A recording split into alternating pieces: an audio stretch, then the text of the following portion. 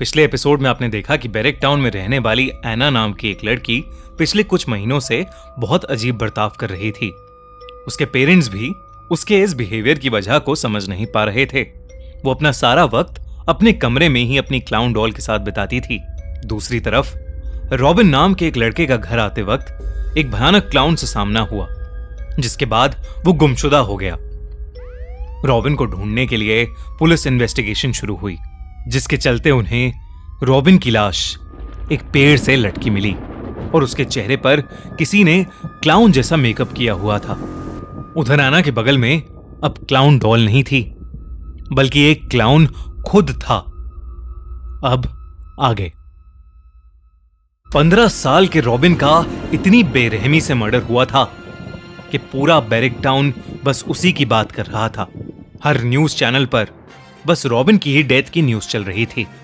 कल रात हुए मर्डर से पूरा बैरेक टाउन शॉक में है। किसी ने एक 15 साल के लड़के को आधी रात में बेरहमी से मारकर एक पेड़ से लटका दिया। उस लड़के के चेहरे पर एक क्लाउन जैसा मेकअप भी पाया गया। आइए जानते हैं सीनियर ऑफिसर जेराल्ड से कि वो अब क्या एक्शन लेंगे।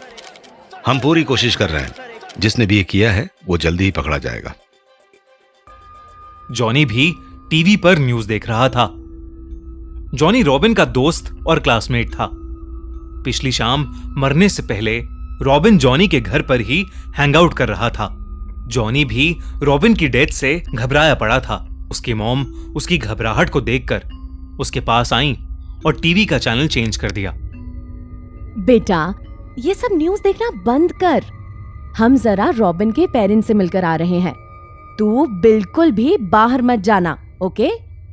जॉनी के पेरेंट्स रॉबिन के घर के लिए निकल गए और जॉनी फिर से टीवी पर न्यूज लगाकर बैठ गया। लेकिन कुछ ही देर में टीवी के सारे सिग्नल चले गए। घर की लाइट्स भी अचानक ऑफ हो गईं। टीवी भी बंद हो गया। लेकिन अचानक टीवी दोबारा ऑन हुआ।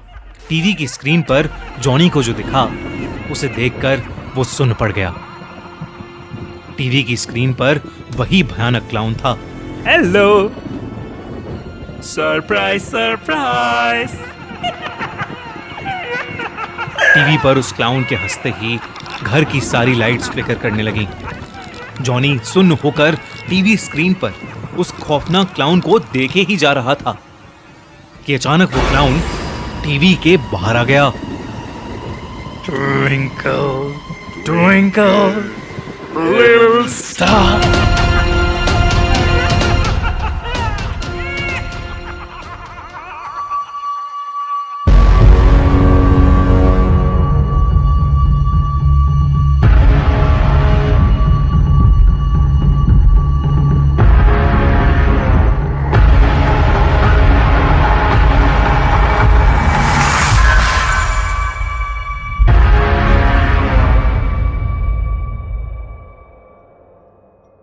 एना का घर अब भी सजा हुआ था। पिछले कुछ दिनों की तरह एना आज भी बड़ी मुश्किल से स्कूल गई थी। पर एना की मॉम मेगन काफी घबराई हुई थी, क्योंकि शाम के 6 बज चुके थे और एना अब तक स्कूल से वापस नहीं आई थी। स्कूल 3 बजे खत्म हो जाता था और एना को अब तक हर हाल में घर आ जाना चाहिए था। मेगन ने आस पड़ोस में पता किया तो सभी बच्चे स्कूल से वापस अपने अपने घर आ चुके थे। जो कुछ भी बैरेक टाउन में चल रहा था उससे मेगन वैसे ही बहुत डरी हुई थी। उसने स्टीव को फोन मिलाया और उसे सब कुछ बताया। स्टीव भी मेगन की बात सुनकर बहुत घबरा गया था। वो फौरन ही एना को ढूंढने के लिए ऑफिस से निकल गया। वहीं दूसरी ओर जब जॉनी के पेरेंट्स घर वापस आए तो उनकी जान ही निकल गई। जॉनी घर के हॉल की सीलिंग से नीचे लटका हुआ था।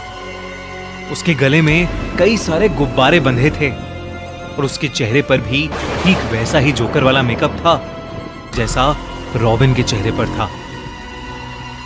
बैरेक टाउन में एक और मर्डर हो चुका था। जॉनी भी अब इस दुनिया को छोड़कर जा चुका था। लेकिन बैरेक टाउन की पुलिस के हाथों अब तक एक भी सुराग नहीं लगा था। डिपार्टमेंट के सबसे होनहार ऑफिसर जेराल्ड को अभी कुछ महीनों पहले ही बैरेक टाउन में ट्रांसफर किया गया था। जेराल्ड ने कई हाई प्रोफाइल मर्डर मिस्ट्रीज को सॉल्व किया था, लेकिन ये जेराल्ड का पहला केस था जहां उसे समझ नहीं आ रहा था कि आखिर ये मर्डर्स हो कैसे रहे हैं। मर्डर्स लोकेशन पर किसी के कोई फिंगरप्रिंट्स भी नहीं थे, एविडेंस के नाम पर भी थे तो बस कुछ अतरंगी से दिखने वाले गुब्बारे जिन पर अजीब से चेहरे बने थे। खैर, जेराल्ड को जो सवाल सबसे ज्यादा परेशान कर रहा था वो था उन बच्चों के चेहरे पर एक क्लाउन का मेकअप।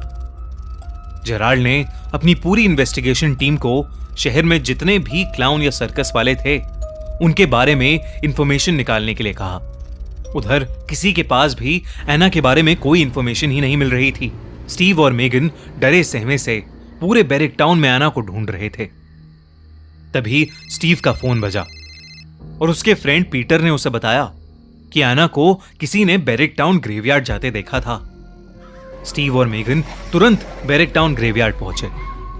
उन्होंने देखा कि एना की बाइसिकल उस ग्रेवयार्ड के बाहर ही पड़ी है। वो फौरन अंदर गए। एना उस ग्रेवयार्ड के अंदर बैठी रो रही थी।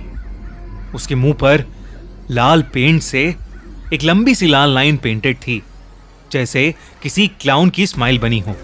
उसकी आंखों के पास काला पेंट था जो एना के आंसुओं से अब भी गीला था। मेगन ने घबराई हुई एना को देखते ही कस के गले लगा लिया। एना के पेरेंट्स उसे वापस घर ले जाने लगे।